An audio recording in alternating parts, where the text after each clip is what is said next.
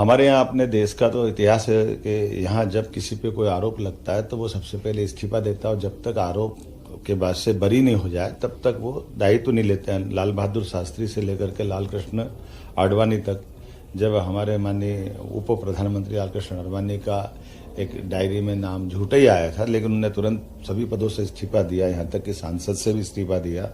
और उनने कोर्ट को फेस किया। कोर्ट से फेस होने के बाद ही डिसाइड हुआ कि उनको पार्टी का चुनाव लड़े और बाद में वो पदाधिकारी हुए।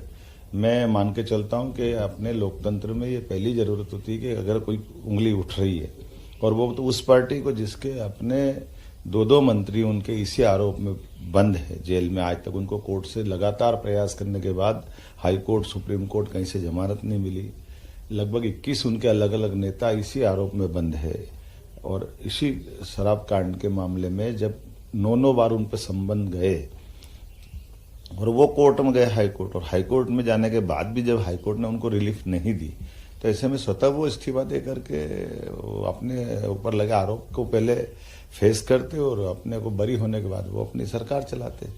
लेकिन मुख्यमंत्री के रूप में जेल में जाना ये बड़ा दुर्भाग्यपूर्ण है और ये जनता की भावना, लोकतंत्र के लिए, सबके लिए आज तक कभी ऐसा समय नहीं आया। पद का इतना मोह, पद का इतना लोभ हम नहीं समझ सकते कि ये केजरीवाल जी को शोभा देता है। अभी भी मौका था, उनको तुरंत इस्तीफा देना चाहिए। अंदर से सरकार चलाएंगे। ये मजाक, ये पद का एक तरह से मद चढ़ रहा है कि वो पद को किसी हालत में मरे बंदर के बच्चों को बंदरिया चिपका के रखती है, उस तरह का भाव है। मैं समझ सकता हूँ, इससे उनको बाहर आना चाहिए और लोकतंत्र के लिए अपने आप को जब तक वो बरी न हो जाए सभी प्रकार के न्यायालय से, तब तक उनको इस सब बातों से दूर रहना चाहिए।